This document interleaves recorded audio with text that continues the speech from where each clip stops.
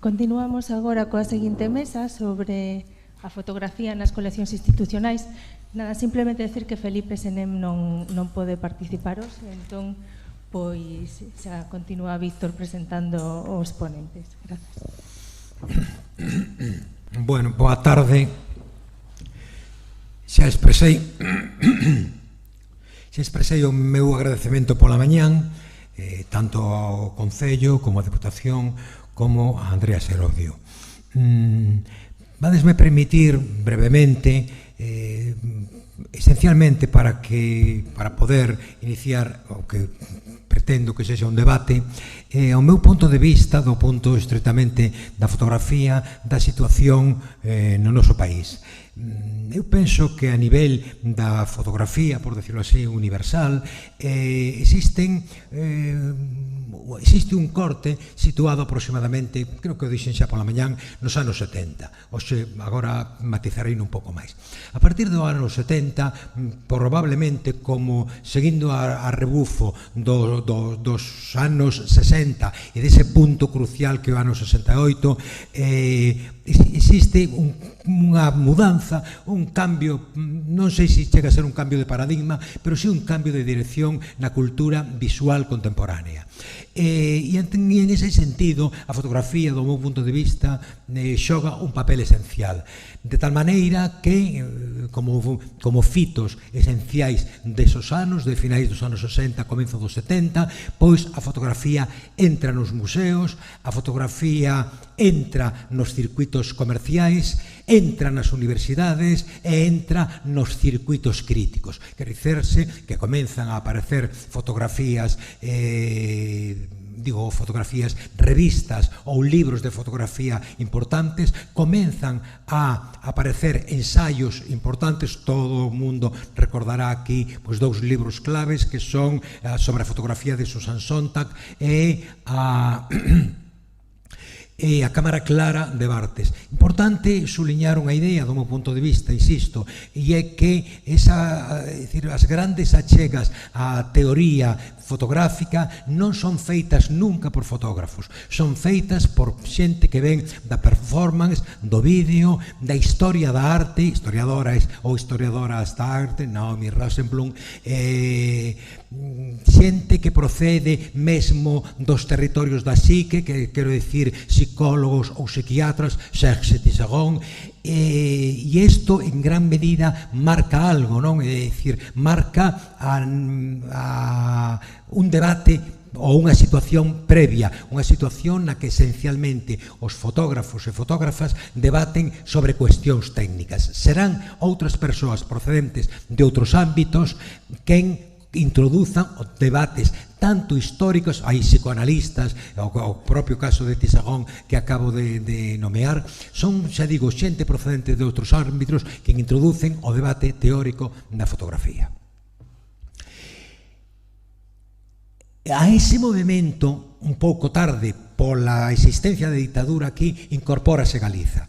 E a partir dos anos finais dos anos 70, comezos dos 70, hai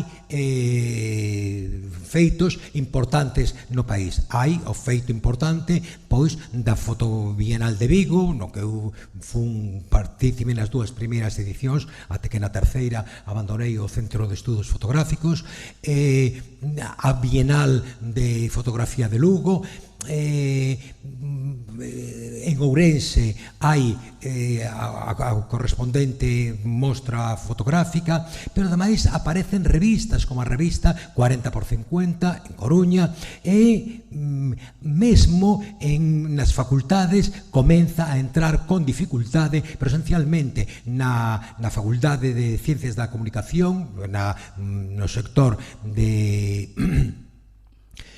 comunicación audiovisual, a fotografía. E iso é así aproximadamente até o ano 2000. A partir do ano 2000 desaparecen as dúas bienais existentes, non existe xa ningunha revista de fotografía, existe, sin embargo, digamos, movementos. Aquí víronse claramente xente que individualmente se organiza, pero é difícil que eso, se non ten unhas canles, e ter unhas canles quere dicer dispor de, digámoslo así, de orzamento, que as cousas se difunden, porque eso non é precisamente barato. É dicir, a día de hoxe, ano 2022, a min parece inconcebible que en tanto na facultade de Historia, e concretamente no sector de Historia da Arte de Vigo ou de Santiago, non exista a materia de fotografía. E podíamos seguir enumerando cousas. En Vigo eso vivo como unha frustración persoal, claro, xa que durante 4 anos traballei nese proxecto, o Centro Galego de Fotografía, que simplemente por un capricho dunha única persoa, eso non existe. É dicir, durante 8 anos, ese edificio que valeu 2 millóns e algo de euros, e que era un edificio, pensade, o que hoxe o Arquivo Pacheco está reducido aos 80 ou 90 metros cadrados, e era un edificio de 4 andares, 1.300 metros cadrados, e só facía falta inauguralo. Pois eso, digamos, converteuse hoxe nunha oficina da Deputación Provincial da Deputación de Pontevedra. De tal maneira que, sendo eu como son unha persoa optimista, vexo un futuro moi negro na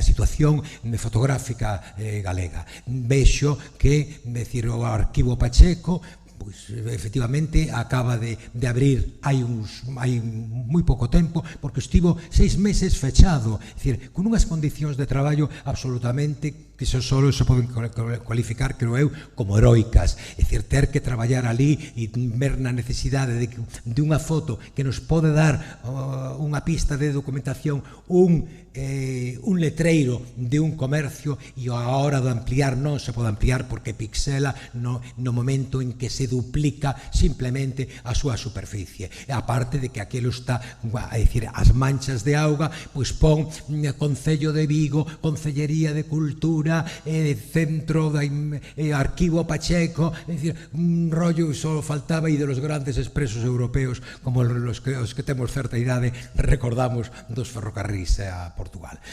E isto, xa digo, é dicir, non hai verdadeiramente producción teórica. Un colle revistas como Adra, como Grial, como A Trave de Ouro, non publican textos de fotografía, e é moi difícil que se publiquen textos de fotografía cando non hai ensino da fotografía. A min, alumnado meu da facultade, que me preguntaba: onde podo estudar fotografía en Vigo? En ningún lado. Teste que ir a Cataluña ou teste que ir a un sitio tal.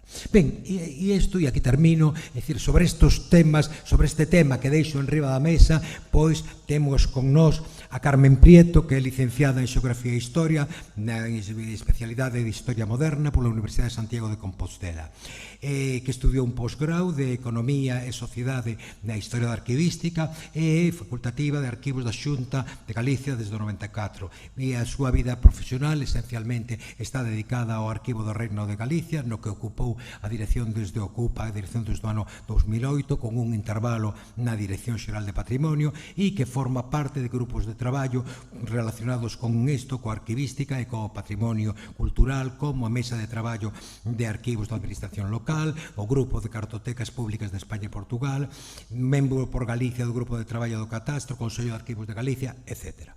Tiña que estar connosco tamén Felipe Senén, pero infelizmente non pode estar, e está con nós Denís Pose Caamaño, que pola imposibilidade de participar por un pequeno problema de saúde do home que Ramón Caamaño nombra custodio do seu traballo, Ramón Pose González non pode estar, e que o está sustituindo. E con este panorama que acabo de deitar, pois deixo-vos as palabras. En principio tiña pensado que cada quen falara durante 10 minutos e logo poder interactuar entre nós e co público. Como Felipe Senén non está, a cousa será quizá un pouco máis elástica, pero en todo caso gustaríame que a primeira intervención fora ao redor de eso, de 10-12 minutos, para logo poder, a ver se temos máis sorte e a xente do público interactúa. Máis nada.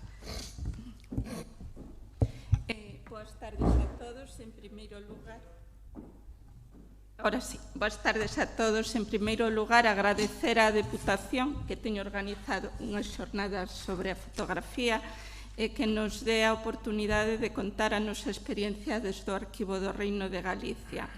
Solo quería engadir sobre o currículo, aunque non o puxen porque é un sabor agridulce. Nos anos 90 sí que fun por Galicia a unha convocatoria que fixera o Ministerio de Cultura coa intención de facer un censo da fotografía en España, tomando como partida que se fixera en Cataluña. Direi que o proxecto durou unha convocatoria nada máis, porque a hora de ver a posibilidades de realizarlo, o Ministerio solo iba a financiar o que se refería á cidade de Madrid. E o resto das comunidades tenían que facelo polos seus medios.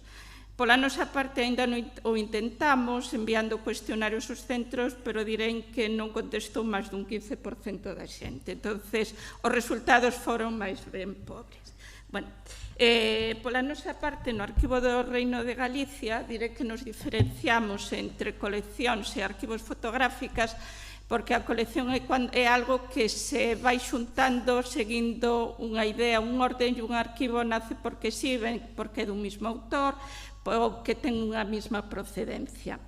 Dentro deso, nos diferenciamos o que é a colección fotográfica facticia, o sea que temos unha colección de positivos e negativos en vidrio, plástico e outros formatos, fotografías en papel, e despois unha colección de postais que se foi adquirindo ao longo do tempo, neste caso, a maior grande parte por medio de compras, cando se podía comprar, e o resto viu xunto con distintos fondos que temos no arquivo, fondos documentais ou fondos gráficos, pero que chegaron por transferencia ou por fondos familiares.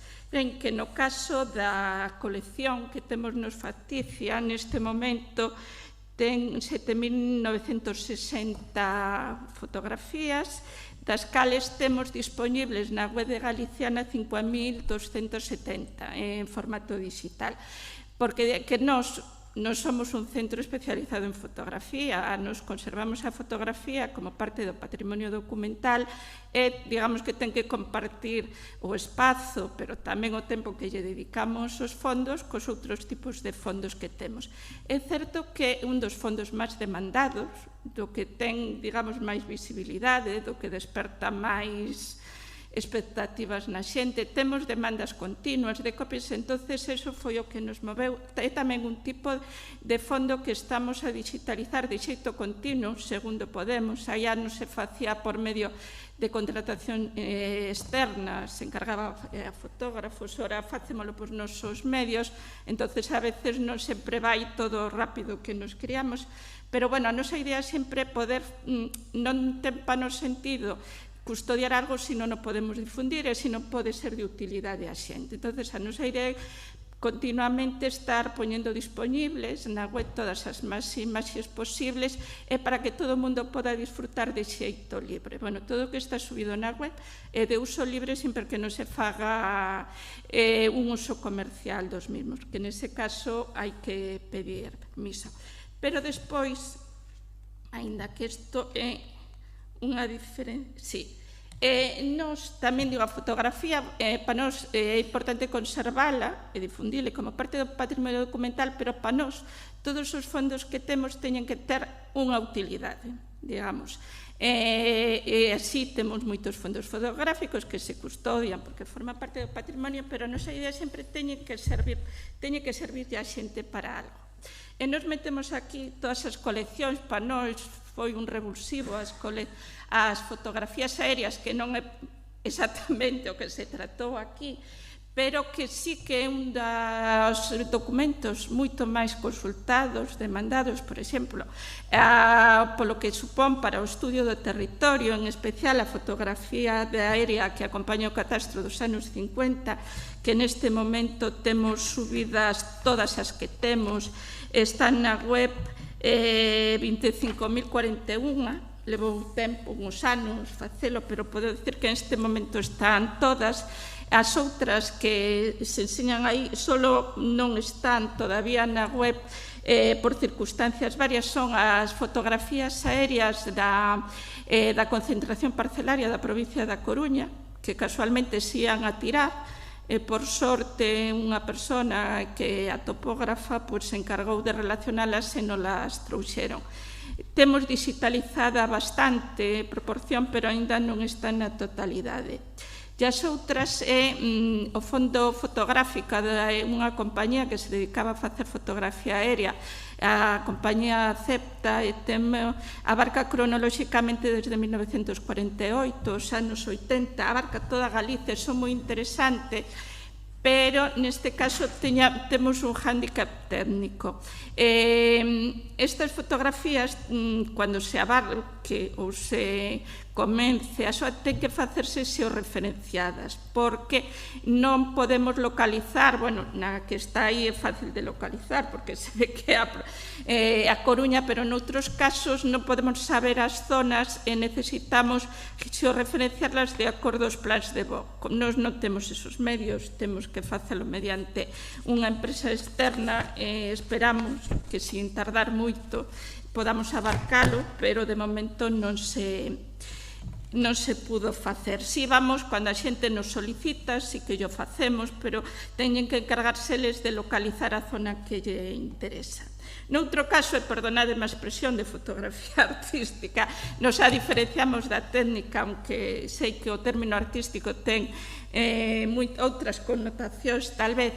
A diferenciamos no sentido, bueno, máis chamaríamos a fotografía que é representación da paisaxe ou retrato. Neste caso, para nós, a parte do estudio da paisaxe, nas que vedes no lado esquerdo, son as fotografías que acompañan as cédulas de implantación de urbana, e que a maior parte teñen unha fotografía do inmoble, que eso. Pois isto tamén vale para o estudio da vivenda, os cambios da distribución urbana e demais. O que pasa é que teñen estas fotos, normalmente eran feitas polos peritos, aí sale unha, ademais, facendo a enquisa, entonces a calidade varía. As outras, que xa son de fotógrafos profesionais, como as de Betanzos, a outra forma parte da fabulosa colección fotográfica da familia Carré, que estamos incorporando. De momento temos os de correspondentes a Eugenio e nos falta a Leandro Carré, pero levamos 1534 fotos. Tivemos a sorte de que a primeira parte que nos chegaron tamén digitalizadas por Luis Carré, e moitas delas tratadas, co cual xa podemos avanzar. Despois, unha gran parte dos fondos fotográficos que nos chegan é mediante os fondos familiares. Un dos que tuvo máis movimento este ano, evidentemente, foi o fondo da familia Casares Quiroga, e en especial aquelas imaxes dedicadas nas que aparece María Casares. Podo dicirvos que absolutamente todas as mostras, todos os libros, todos os documentais levan fotos do arquivo, que por sorte, cando se fixo a incautación da documentación familiar nos anos 40, viñeron parte das fotografías, non están todas as fotografías familiares, hai unhas 190 ou así, pero bueno, viñeron bastantes, co cal se evitou que se perde como a biblioteca, porque aínda houbo intentos de destruir as cousas, pero bueno, se conservou. Temos máis fondos familiares, casi todos o que coinciden, porque cando falamos de fondos familiares normalmente falamos de un nivel social medio alto, comerciantes, familias fidalgas. O que comprobamos é que prácticamente todos teñen retratos, digamos, dos fotógrafos famosos de épocas.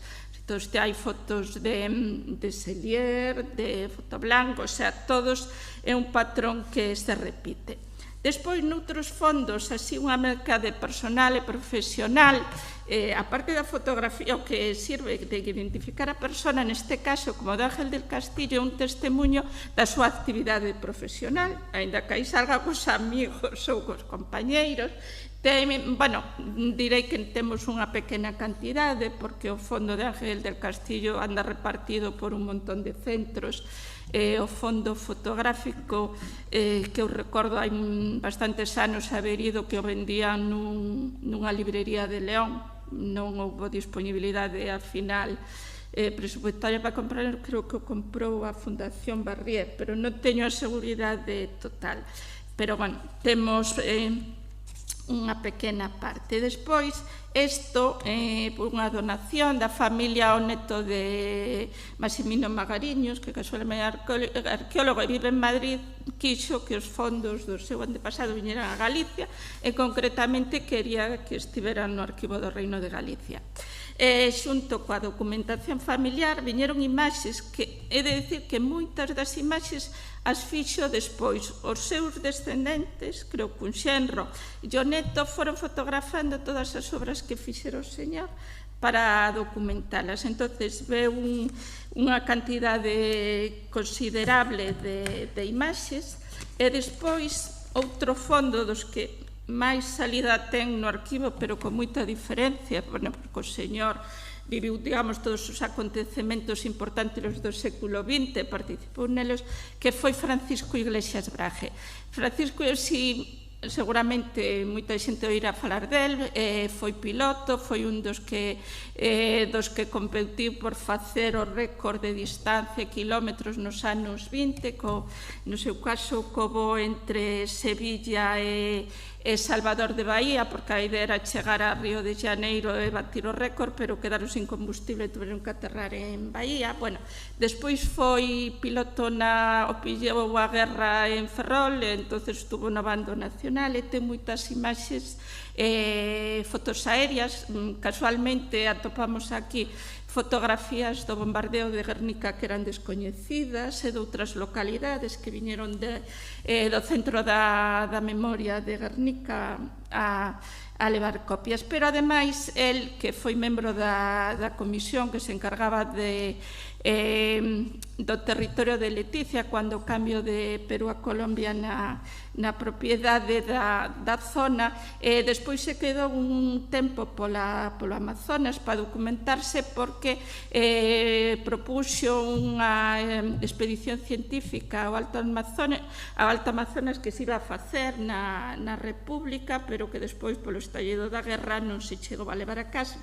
E hai unhas fotografías preciosas de todas as tribus amazónicas, máis moitas fotos etnográficas que son prácticamente únicas, moitas das que hai no Museo Antropolóxico de Madrid, pois se lle deron as copias desde aquí, hasta da BBC viñeron a facer un documental sobre as tribus. Quero decir que a fotografía é dos fondos, digamos, máis agradecidos desde o punto de vista profesional, aunque non sea máis estricto, pola difusión que ten e o valor.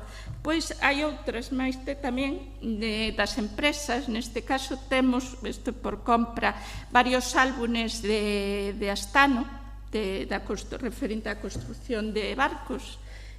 Somos iso.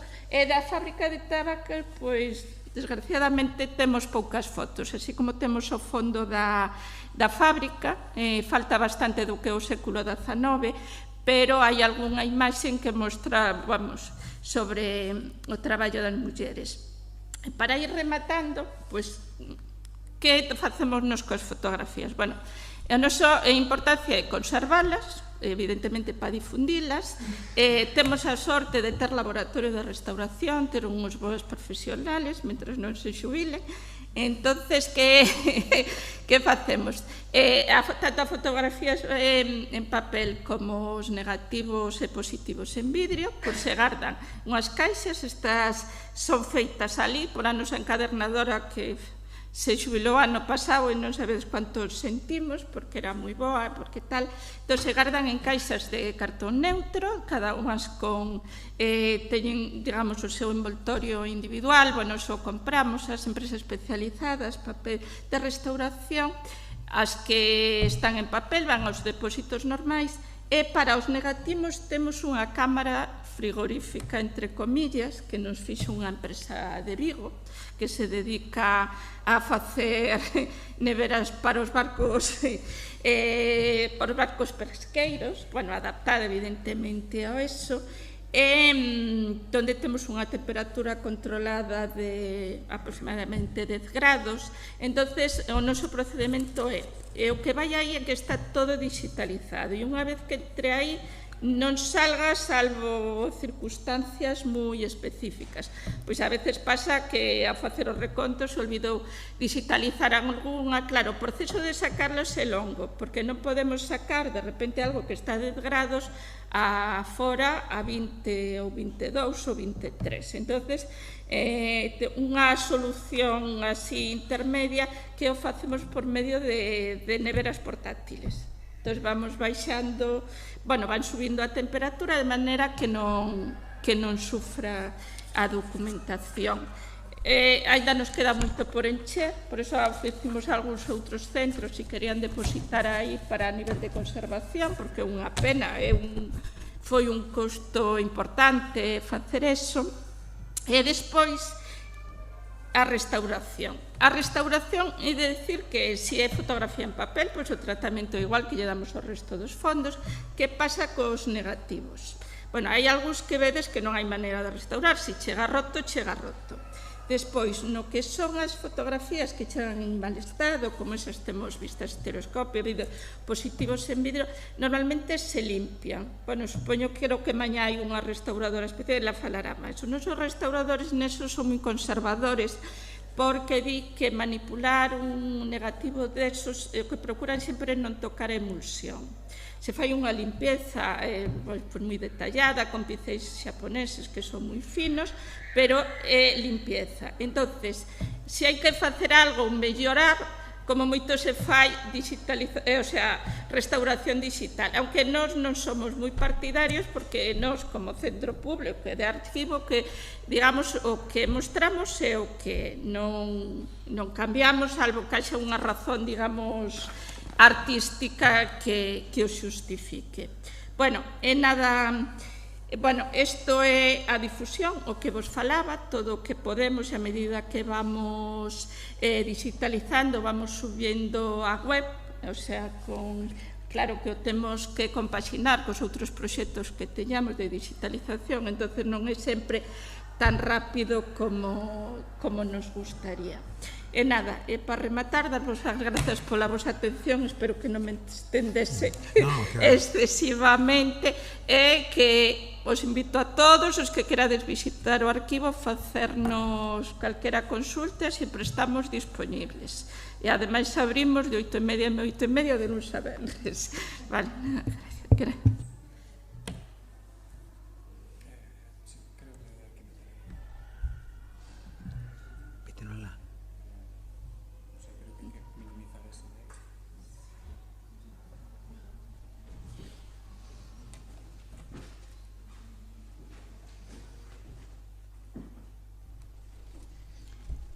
Bueno, boas tardes. Antes de nada, pois agradecer igualmente a Andrea e a todos os colaboradores que fan posible este evento. Non sei se... Aí está. Bueno, vamos facer unha pequena presentación na que intento describir pois a evolución do fondo fotográfico de Camaño, basicamente desde que se retirou hasta o día de hoxe.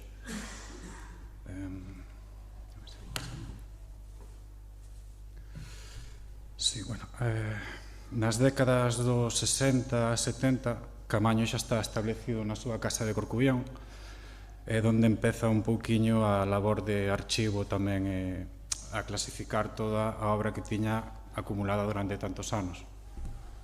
Un principio, a principal razón de todo isto era poder transportar todo para Muxía a unha casa museo que pretendía abrir.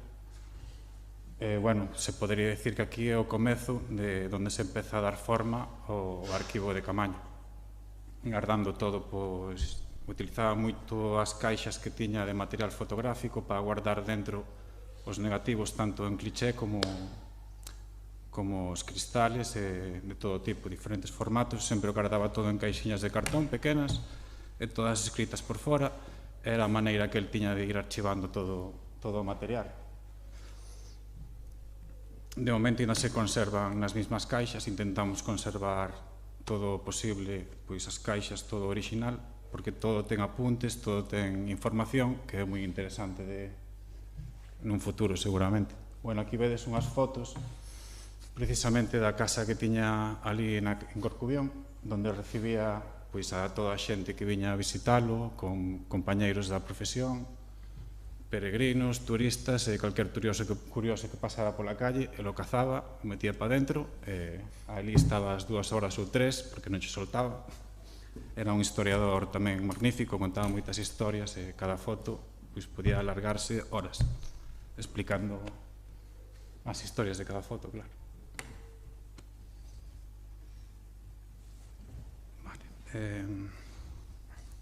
Bueno, como decía, con 67 anos, máis ou menos no ano 75, Caamaño retírase, ten un pouquiño máis de tempo pois para ir organizando toda a súa obra fotográfica. Nestas épocas tamén polas décadas dos 70-80 tamén é unha época que ten moito movimento con respecto a homenaxes, publicacións, exposicións. Un pouco gracias a esta temporada de publicacións e todo isto é cando conseguimos ter as primeiras digitalizacións de maneira profesional da obra de Caamaño. Hasta entón só guardábamos o que tiñamos, como ele o guardaba, todo en caixiñas, ben guardado, no seu caixón, pero a partir destas décadas dos 70 e do 80, cando empezan a facer un pouco todas estas exposicións e publicacións, é cando empezamos a ter a primeira base digital dos arquivos de Caamaño, que constaban, vou poñer aquí un exemplo de unhas cuantas publicacións, que gracias a estas, 1024 archivos que conservamos de aquela etapa. Bueno, tedes aí un pouco así por encima as máis importantes. Temos a guía publicada por Caamaño, máis feita nos talleres da imprenta do Eco Franciscano, o álbum de Ramón Caamaño, feito por Sendón e máis Suárez Canal, xunto co Centro de Estudios Fotográficos. Bueno, Historia viva da Costa da Morte, de Xan Fernández, que nos acompaña aquí entre o público, que a verdad que é un libro que eu, ao nacer no 80, teño que recurrir moito a este libro para saber os detalles da vida do meu abuelo. A verdad que é un libro bastante completo, con moitos datos biográficos que bueno, eu recurro moito a él para saber a historia do meu abuelo, realmente. Bueno, os retratos da Costa da Morte tamén de Sendón, un pouquiño máis encuadrado hacia o que falamos, o retrato. Mais últimamente, o son que coñeceu Ramón Caamaño, que tamén teremos por aquí mañán a José Manuel Vázquez Lijó, falando un poquinho de todo isto. Foi unha labor que eu presenciei e a verdad que me pareciu unha tarea ardua, porque tuveron que meterse moitas horas a ler cartas de Caamaño que están escritas ca súa letra, que en un principio era moi legible, pero os últimos anos xa se volve a verdad que unha tarea moi difícil de levar a cabo. Estes dous homes, a verdad que fixeron un traballo increíble con este libro. A partir deste libro, tamén se pasou a formar parte do fondo fotográfico todas esas documentacións e todas esas cartas que tiña Caamaño, conseguimos tamén archivalas de maneira correcta e telas guardadas para futuros menesteres, estudios. Bueno, aquí hai unha pequena cronoloxía nada máis, desde a retirada no ano 75 ás décadas dos 80 e 90, como os decía, de unha época de exposicións e publicacións e visitas na súa casa museo. No ano 2000 conseguimos abrir o museo na súa casa natal de Muxía, non sin moito esforzo por parte do meu pai e de Caamaño mesmo, e máis da súa filla, que iban os fines de semana para... A ver se hai alguna foto aquí... Bueno, espera. pois para tratar de colocar todo como vedes por aquí, de maneira toda pois caseira. Isto fixeron todo entre eles, os fins de semana, indo ali, colocando cada fotografía no seu sitio, incluso facendo as estanterías. Levou moito tempo e, obviamente, pois moi pouca axuda por parte de ninguna institución.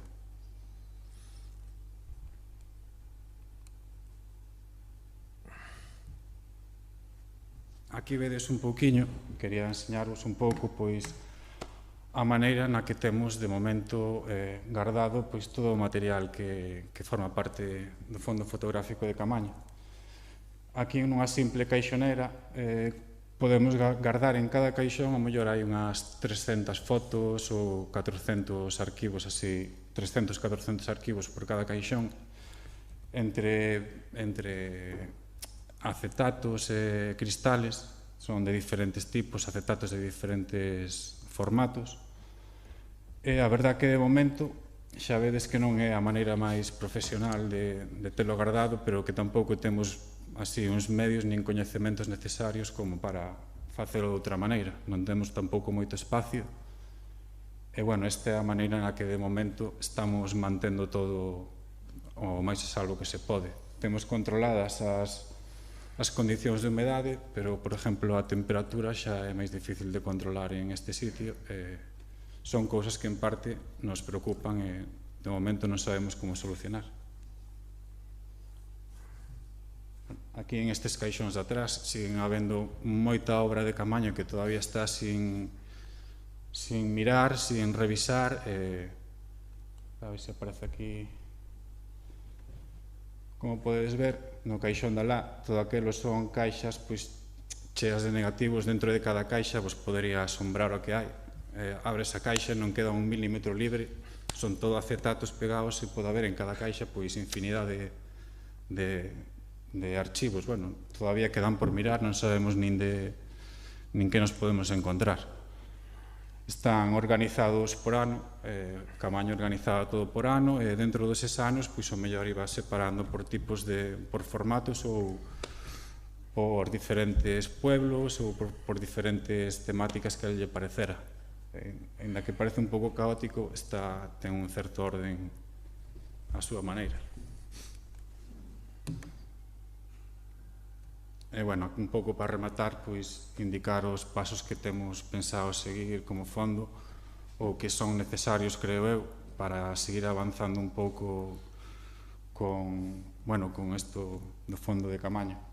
Un inventariado que realmente nos fai falta saber tanto o que temos de maneira un pouco máis fiable, como todo o que foi aparecendo últimamente, que na casa precisamente que tiña en Corcubión, últimamente fomos facendo unhas limpiezas, unhas revisiones, e non deixan de aparecer, cada día aparecen caixas, é increíble.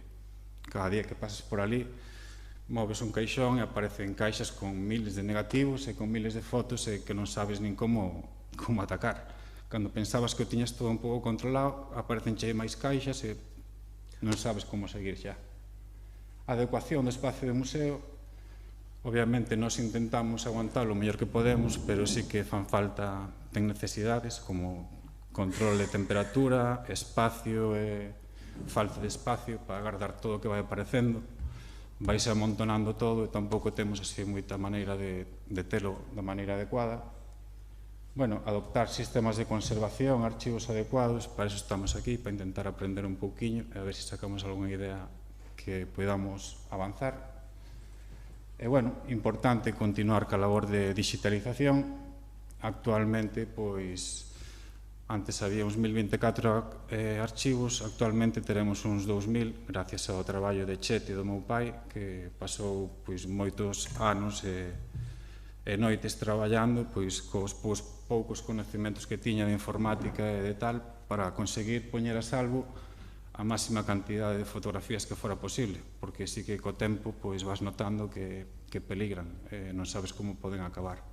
Sería importante ter o respaldo digital acabado o antes posible, pero, bueno, antes nos quedan cousas máis importantes como saber realmente canto temos e que é o que temos entre mans.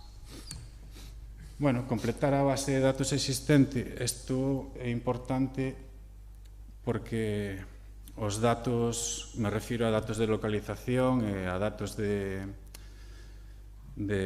anos, moitas das fotos que están na base digital non teñen esa información, pero eu sei que hai xente que sí que coñecería e sería capaz de aportar eses datos. Son cousas que simplemente por non compartilo con outra xente, non traballar sobre eso, son datos que se poden perder co tempo. Porque, claro, esta xente, cando pasen uns anos xa non van a estar entre nós e probablemente se perda moita información que é importante. E, bueno, por último, a divulgación fotográfica, obviamente, para que se coñeza o nome de Caamaño e para que todo este archivo este en mans da xente que o precise, que o necesite e que poda utilizalo para o que sea necesario.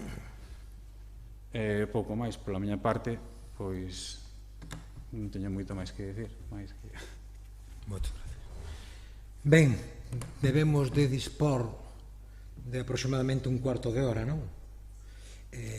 Hai algunha consideración, observación, pregunta, etcétera?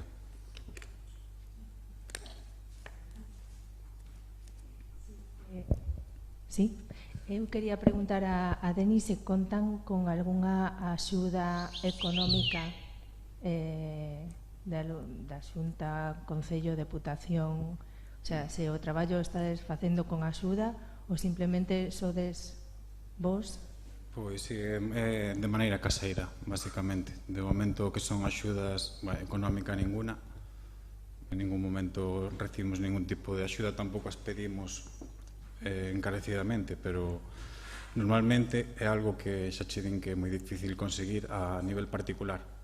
Normalmente as axudas que sí que nos aporta, algunha vez nos teñen ofertado axuda, pero de maneira que nos din ti dame todo, eu fago o traballo e xa veremos como, o sea, nos excluyen un pouco do traballo que levamos facendo tanto tempo. É un pouco que nos tira para atrás tamén, ter esa pérdida de control sobre o Estado, tamén desfacerse de algo que xa é habitual na nosa casa.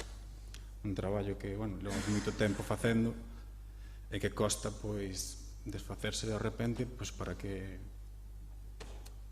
outra persona disfrute con eso, porque en realidad nós disfrutamos con ese traballo tamén, descubrindo as fotos, estudiando sobre eso, buscando información.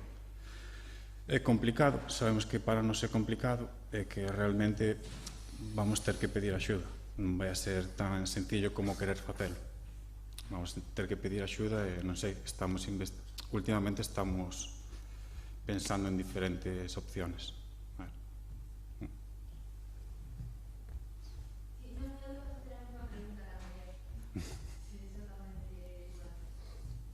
Sí, e eu tamén. E esas imaxes digitalizadas que tedes, como é o acceso? Se a min me interesa velas, é dicir, como podo consultar ese fondo? Pois, nós actualmente o que estamos facendo co fondo é realmente colaborar con calquer persona que se poña en contacto con nós. Nós intentamos ver se o fin desas peticiones, se é por algo que consideramos que non é para un enriquecimento personal, sabes, se é unha divulgación ou algo como temos feito para documentales, por exemplo, de algunhas productoras que nos teñen chamado para buscar fotografías concretas de certos temáticas ou si. Nos poñemos en como se chama, como decir, en disposición a disposición de calquer persona que se poña en contacto con nós, claro. De feito, hai varios proxectos aí que levamos a cabo, pero basicamente o contacto personal. Claro, pero por exemplo, ti imagínate que eu quero penetrar na obra de Caamaño, entón para ver esas 1024 ou esas 2000 fotos que están digitalizadas neste momento, que pasa? Teño que irme ali, non hai... Sí, en un principio, sí, claro, todo o que temos localizado está ou ali no museo ou na nosa propia casa. Claro. Entonces sí que normalmente estamos en contacto directo. Non nos gusta moito o tema de por exemplo, non che podría deixar a base digital para que a levaras e fixeras o que quixeras con el, porque é algo que, por exemplo, Caamaño tiña moi controlado, o tema da súa obra fotográfica, tela controlada, que non se perdera. E físicamente vos tedes un lugar para que unha persoa que quere investigar poda sentarse e dicir, quero ver esas 1000 fotos ou non? Temos un museo. Ali no museo mismo. E aí está o dispor. Normalmente quedamos ali ca xente para que... Vale, para que vexe. Tantos positivos. Mira, outra pregunta. Bueno, se alguén quere preguntar algo, pois...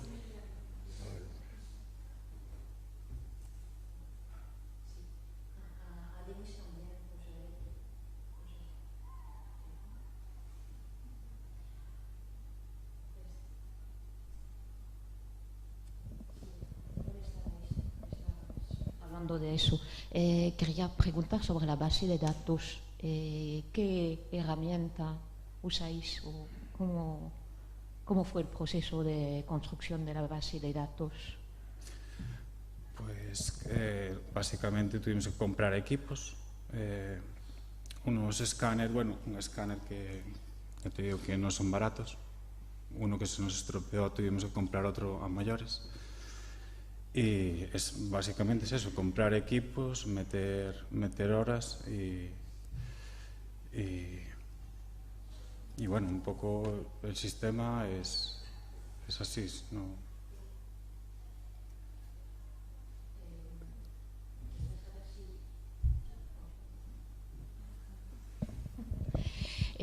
No, si habías hecho justamente la base de datos, bueno, con, no sé... Bueno, la base de datos en realidad no teníamos así nada hecho ya de antes, tuvimos que hacerla nosotros. Bueno, intenté aprender yo a hacerme una base de datos fotográfica, porque no usamos ni Access, ni Excel, ni...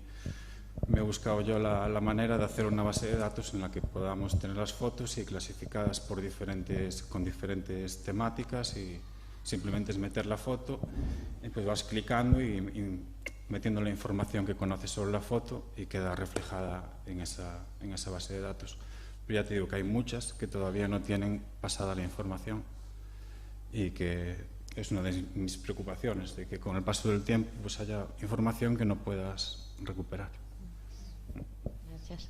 Sí, mira...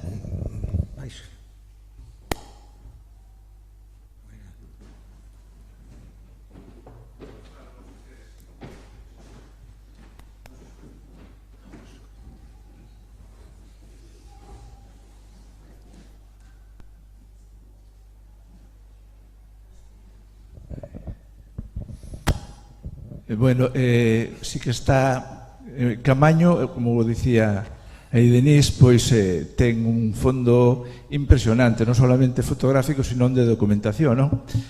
E vese as limitacións que ten, efectivamente, unha familia, calquera familia que pode ser, que non ten esa formación para poder pois ordenar todo ese material, documentalo, clasificar e todo eso, está claro, non? Entón, aí o que se está vendo é unha necesidade de un apoio institucional, está clarísimo. Falaba antes Víctor sobre a pouca importancia que se lle dá a fotografía. De feito, o non estar nas facultades, ou non ter, a categoría que realmente debía de ter como documento, non? Sobre todo como valor documental, a parte despois do valor artístico xa, non? E isto, claro, débese a que, pois, ao mellor ten unha historia reciente, pero realmente unha fotografía é un documento impresionante. O mellor documento que podemos ver, a veces, a nivel histórico, é unha foto. Como mellor se pode coñecer unha vila ou como era un espacio mellor con unha foto, é dicir, dá moito máis información. Entón, eso, se se valorar, chegar a valorar, pois as institucións tiñan que apostar moito máis por este tipo de arquivos. Eu penso, non sei se en Galicia hai moitos arquivos fotográficos como estes, de Caamaño ou Vidal, o caso de Vidal tamén. Eu non coñezo outros en outras zonas, pero estes son fondos impresionantes, porque teñen miles e miles de fotos e de documentos. Entonces, necesita o caso de Vidal, bueno, está xa depende xa dunha institución pública, está relativamente ben conservado, tal, e eu penso que Caamaño había que apostar por un apoio á familia e intentar recuperar este fondo, porque é moi interesante, ten unha variedade enorme, unha calidade moi boa e moitísimo interés histórico e documental e de todo, non? Entón, por eso, bueno, si aquí a mellor algunha institución que a mellor sin invertir demasiado cartos que a mellor se gasten outras cousas que son a mellor de menos interés, eu penso que o Fondo Caamaño é un interés moi grande para conservar e apoiar, sin perder, a familia non ten por que poder perder ese dominio sobre o fondo. O fondo ten moito dereito, de feito Caamaño era unha persona que guardaba absolutamente todo. Entonces, aí hai, bueno, hai un fondo impresionante, nada máis que isto. Algúnha pregunta máis? Sí. Imos ver pola túa experiencia aí ao pé do arquivo, quixera facerche unha pregunta porque creo que ten certo interese. Ti coñeces ou estás producindo ou produciuse no pasado, e a ti, Carmen, o mesmo, digamos, traballos de investigación serios, digo, non de divulgación, senón de investigación. De investigación quero decir meterse no arquivo, tomar nota desas fotos, a continuación meterse nas respectivas hemerotecas e día tras día, mes tras mes, ano tras ano, seguir. Tes noticia de eso? No, algo tan así, tan serio, tan centrado. Digo, porque, por eso Carmen. Bueno, é que o estudio das fotos que temos o facemos, o sea, nos temos unha persoa dedicada só aos fondos, que era a que pretendía eu que viñera a falar aquí, pero non lle gusta moito falar en público, eles facemos nós. Pero así como temos moitos investigadores que estudian fondos concretos, que fan investigación, manexan, si hai investigadores que consultan, perdón, que isto se me apaga. Es que, sí, hai moitos que consultan as fotografías, pero alguén que viñera solo a facer un estudio sobre un fondo fotográfico concreto, de momento non. O sea, como complemento a outra investigación, sí. Si, non, eu decía, tanto un estudio sobre un arquivo fotográfico que sobre unha figura fotográfica concreta ou sobre un tema, que decir, isto, pois o tema da guerra civil, a liberdade ou sí, hai xente que ve complementariamente, por exemplo, o estudio da paisaxe.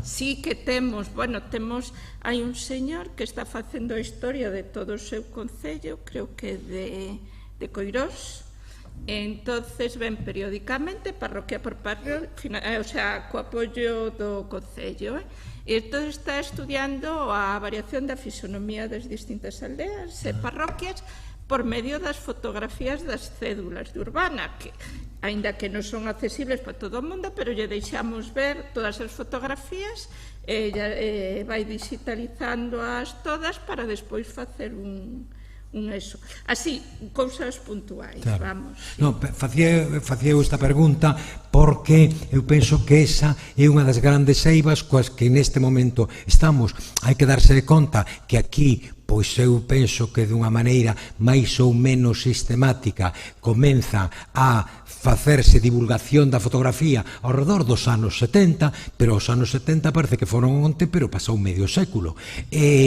E non vexo eu, xa digo, traballos como este que estou insinuando, verdade? É dicir, un traballo, porque a verdade é que é duro, é dicir, eu isto, probablemente o luns ou martes sae un libro meu que pois digamos, a historia e o tempo de Filippo Prosperi e a súa muller, e iso implica a gran parte de tocar outros fotógrafos, e claro, é un libro que a todo isto estaba feito no ano 2011, despois de 8 anos de traballo, e publicase agora, tendo que recortar aproximadamente a metade. Quer dizer que eso é unha das grandes eivas e un dos grandes problemas, é dicir, porque a investigación histórica é durísima e con renuncias, porque estaba vendo, xa digo, que estamos no ano 22 e isto leva 11 anos feito e que non se publicaba, e decíanme que eso, con esa extensión, non se podía publicar, serían uns 450, 500 folios, e iso vai quedar reducido pois a un libro de 130 páxinas.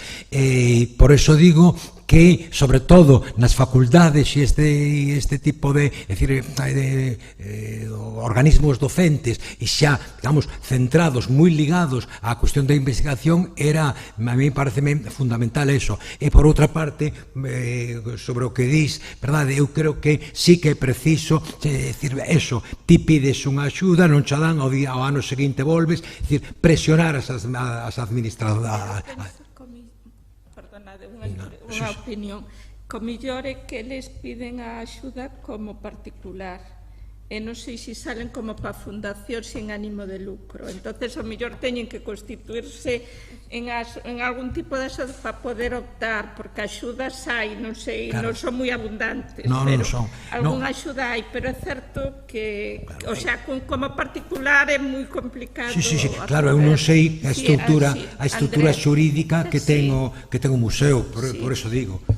Quería facer unha pregunta a Carmen, se vos ofrecedes asesoramento, poderíais ofrecer asesoramento a pequenos arquivos ou a eles mismos para como xestionar, organizarse. Sí, nos a veces o facemos de xeito particular, ou a veces pedimos autorización á Consellería. Nosotros sí temos ido a asesorar, fundamentalmente nos piden, o sea, fundacións, pero sí temos ido, ou algún dos restauradores para axudar como conservación, quero dicir, no asesoramento que el pode solicitar oficialmente, vemos a posibilidade de ir a Lexo. Tamén, bueno, en Santiago tamén hai, pero que o problema é que non hai restauradores, o sea, específicos de fotografía dentro da plantilla da Xunta, non hai, o sea, los de papel valería,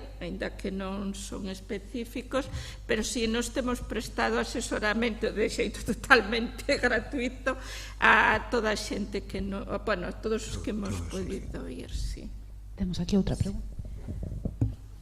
Eu tamén iba a preguntarlle a Carme, pero sobre todo unha cuestión que nos interpela a todos, non sei.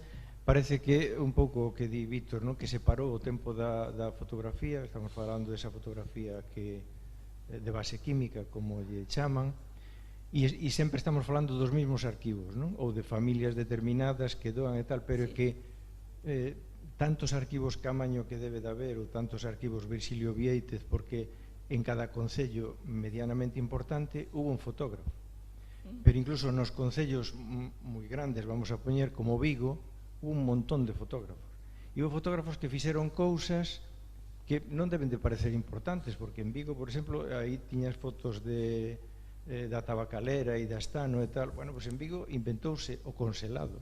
O conselado foi unha cuestión revolucionaria, a xente comía peixe fresco, salgado e tal, e de repente ese arquivo que ti decías, non? Alguén o montou porque hai unha cultura de meter unha nevera, dixéramos, dentro dun barco, e todo eso fotografiábase. E resulta que algo estamos facendo mal como colectivo, porque ahora que andamos metidos en cuestión de recuperación da fotografía, non é o primeiro, nin o segundo, nin o quinto concello do que preguntas polo arquivo dun fotógrafo que traballou 45 anos e queimouno. Entón, esa pasión pola fogueira é unha cuestión increíble que nos ataña a todos como país, porque decir, pero non o tire por unha banda, non? E por outra, vos facedes un labor institucional, pero tamén recolle fotografías o Consello de Cultura Galega, recolle fotografías o Museo do Pobo Galego, recolle fotografías Pontevedra e tutti quanti, pero resulta que logo está en verde. Recollen fotografías un montón de institucións, creamos un montón de arquivos, de museos, pero logo non teñen capacidade a propia persoa, a propia familia que doou eses fondos, tópase con que aquilo está ali. E entón, que é o que crees que se pode facer como labor institucional para decir, haberá que centralizar algo, priorizar algo, porque non se pode estar de maneira voluntariosa en 200 concellos de Galicia facendo unha labor casi arqueolóxica a ver que pasou con todo iso, se a familia tuvo a ben de guardalo ou se cando limparon a casa tiraron con todo, non? O que pasa é que a veces, digamos, chegas tarde, porque te enteras que ali hai algo así, hasta que localizas alguén que é unha labor de concienciación a xente de que tal vez as cousas se van a perder, que estarían mellor no centro onde non só se conservarían, sino que estarían accesibles para todo o mundo que o quixera consultar. No caso de que non se poda ocupar delo, eso a veces hai que concienciar a xente. Aquí vamos moito máis retrasados. En Cataluña eso levan infinitamente mellor, porque eu coñezo moi ben o que era o director do Centro ese da Imaxe e Recherca, Joan Boadas, e demais, e diceles, bueno, teñen un montón de depósitos, doazón, diceles, non compran fondos fotográficos, todos os depositan, entonces que lles venden? Que van a estar tratados, que van a estar conservados, que van a estar difundidos. Quero decir, eso mellor aquí non temos un centro específico como teñen eles, non? Pero empezou estando, pertence ao Arquivo Municipal, é unha unidade, digamos, anexa, como é o Museo do Cine. Entonces, tamén a veces hai que concienciar a xente da importancia de conservar esas cousas, porque a veces se perde e non sabes onde foi, porque eu coñezo, eu recordo, cando era pequena había varios fotógrafos no meu pobo, son do Barco de Valdiorras, pero había unha señora que eu recordo que nos levaban de pequena e tiñamos así un medo que era fotomoda. E era das poucas mulleres fotógrafas que había. Entonces, non sei cando le empezou a exercer ela, se nos anos 50, ou xa foi nos 70, xa era a señora moi maior. Eu recordo que preguntei, cando vi, porque hubo un solo libro, cando fixeron unha especie de recopilatorios de fotógrafos da provincia de Ourense, e había unha mención, e estuve indagando a ver onde foi o arquivo desa señora, que era particular, porque foi a raíz dunha señora que estaba facendo o censo de mulleres fotógrafas. Si, unha señora catalana, si. E non houve maneira de saber onde foron a parar os fondos do estudio. Mellor se pechou, a señora se xubilou, marchou e ao final se perdeu. O sea, nos teña habido xente de comprar unha casa, recordo porque pasou recentemente aquí en Coruña, cando foi a nova propietaria topou un montón de un armario cheo de fotografías en vidrio e demais. O sea, que non lle dá, a veces é a propia xente a que non ten esa concienciación. Que habería que facer máis? Sí, eu penso que o problema é que non é un centro específico, porque os museos tienen fotografías, aunque les teñan outra perspectiva diferente, as bibliotecas tamén teñen fotografías, nós tamén temos fotografías, e cada un os trata según os medios que teña. Bueno, nos de momento, pois aínda dentro da nosa situación somos privilexiados, porque o mellor temos máis medios, temos unhas condicións que se foron dando ao longo do tempo, pero todos temos limitacións. E no caso de particulares, pois me imagino moitísimo máis.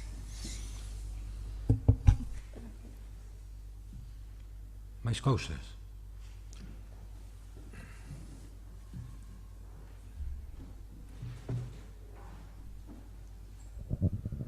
Un pouco na liña que apuntaba aquí agora últimamente él, que opinades cada un de vos, porque ademais tedes un punto de vista, eu creo que moi interesante, cada un de vos é diferente, da centralización, digamos, versus a deslocalización, por exemplo, o arquivo Caamaño, non? Pois está en Corcubión ou en Muxía tal, pero quizáis ali, como vila pequena e alonxada quizáis de máis población, pois non teñen os medios, ou sería moito máis difícil de guardar os fondos ou ter uns medios como pode ter pois o Arquivo do Reino ou institucións que poda haber, ou o Consello da Cultura.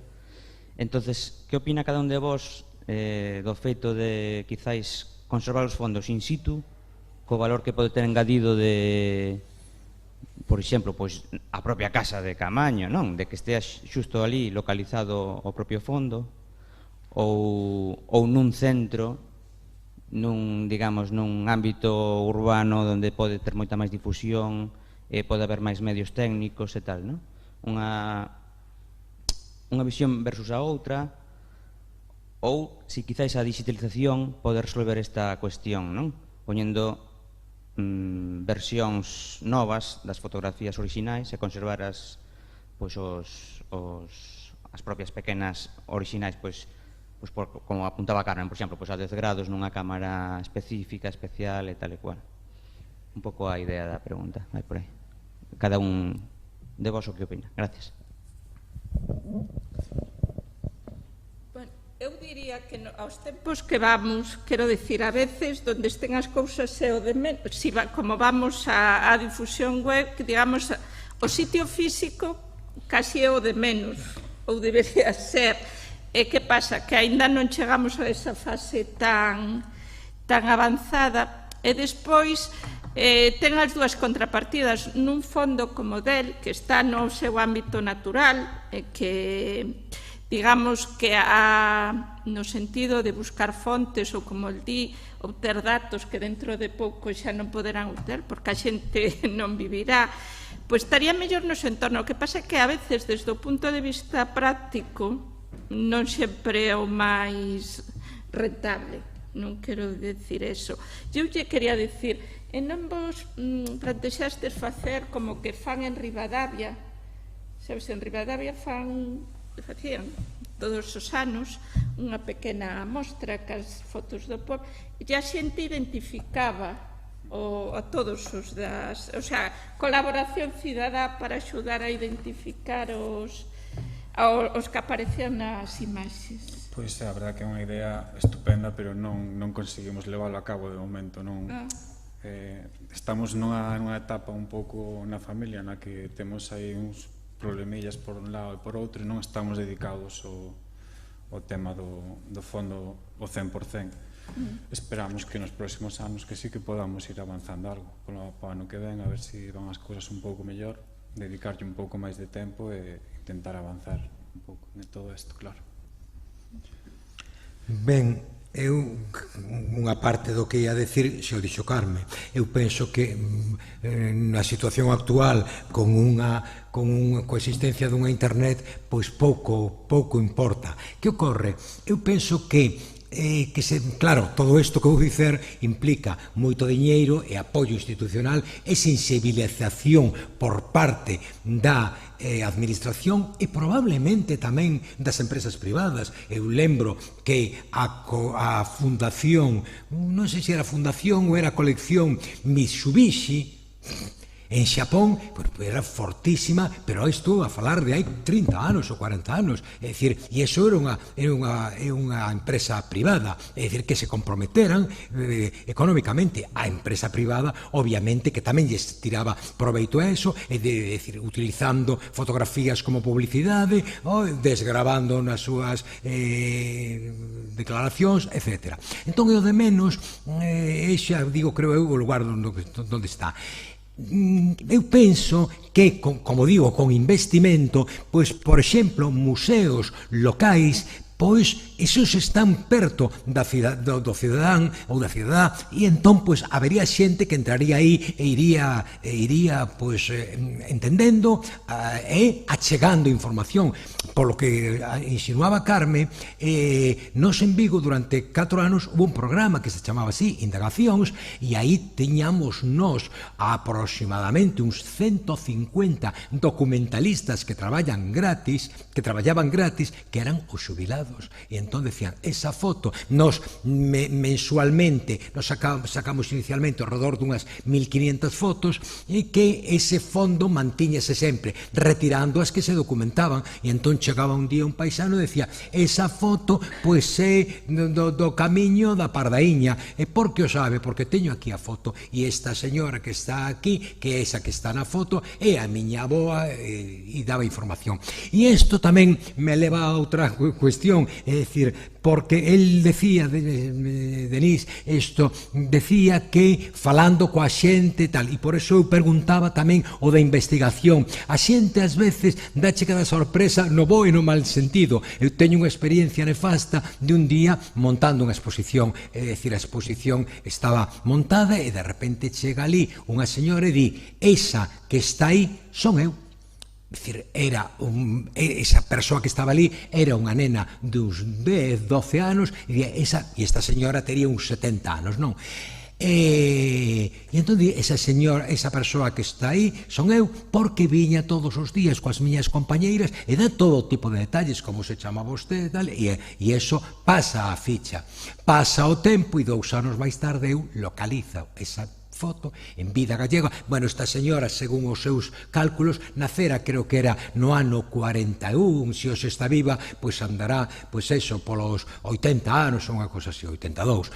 E atopo a fotografía en Vida Gallega datada no ano 22. É dicir, esa era unha fotografía feita 20 anos dela nacer, por ela la xuraba e daba o nome de todas. Quero dicir, a señora estou convencidísimo que non intentaba enganarnos, pero a memoria é traidora. Por eso digo, a necesidade de, aparte de confrontar, unha vez que un recolle información directa da xente, eso hai que confrontalo, pois con prensa, pero o traballo, como digo, é duro. E entón, nese sentido, pois, por unha parte, que certos arquivos, e hai un museo, bueno, pois eso habería que polo menos garantir un mínimo de condicións técnicas, é dicir, con hidrometría, temperatura, etc., para que eso estivera estável e garantido. E despois, o asunto da digitalización, onde tiñan que estar? Pois tiñan que estar na rede, é dicir, unha especie de galiciana,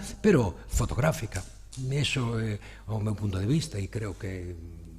E que eu, desde a miña casa, pois, poda, sin necesidade de ter que ir ali, se quero ir ali, home, pois, a mellor resulta que me interesa consultar fondos escritos que serían de man del, e eso sí que xa é moito máis fiable, polo menos é confiar todo á memoria de cada maño, non? Pero o resto, fotografías, etc., porque non as vou consultar da miña casa, que é moito máis, tal? É dicir, estamos xa vivindo en 2022 e non en 1950.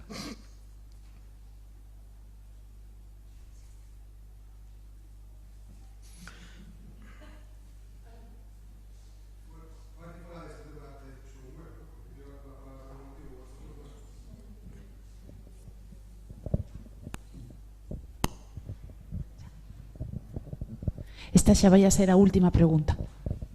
Vale.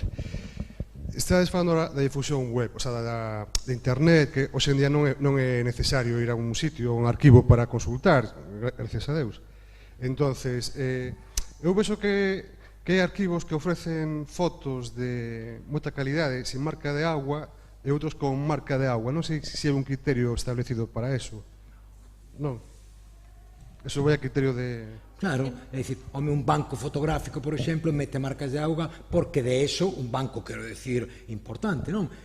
Porque de eso vive, é dicir, aí ten feito un investimento e a mellor ten 5... Pero falo de institucións públicas, non? Institucións públicas. Claro, ves institucións públicas, por exemplo, ahora recordo ben, antes sí. O arquivo Reino de Galicia, por exemplo, as ortofotos non teñen marca de agua. A Real Academia Galega están todas marcadas, o sea... Claro que, o sea, non hai un criterio establecido para eso, non? Ahora sí. Podo dicir, antes se poñía, era costumbre poñer, e pode que nos na web todavía haxa algunhas que a teñan que son antiguas. Ahora estamos quitando, o sea, quero dicir, ya depende, por exemplo, o Ministerio de Cultura lle pon non é unha marca, lle pon unha banda así a todo, pero bueno, non se está, porque ademais as directrices da Comunidade Europea é que o patrimonio cultural sexa libre, sexa accesible para todo o mundo. Entonces, quero dicir, no noso caso non estamos poñendo marca, as antiguas se van cambiando, pode que haxa algunhas que estean de antigua que ainda teña, porque a poñen algunhas institucións, porque aínda que sea, bueno, nos atopamos non un día así, sino un día así e outro tamén, fotos en moitas webs por aí privadas e que non di en ningún momento de onde saliron, porque o uso é público, o único que tens que decir é que están en tal sitio. Non tanto pola propiedade, porque a veces a xente, se quere ver o original, quere ver, non sabe onde te quen ir. E te podo decir que é algo bastante frecuente que encontro, sobre todo fotos colgadas en 20.000 webs e que aparecen como se foran propiedade de eso. Pero, bueno, que a tendencia actual é quitar as marcas de agua e que o uso sexa libre para todo o mundo, Xa temos que rematar porque nos botan, xa están tocando a música al lado. Gracias a todos. Quero unha fotografía.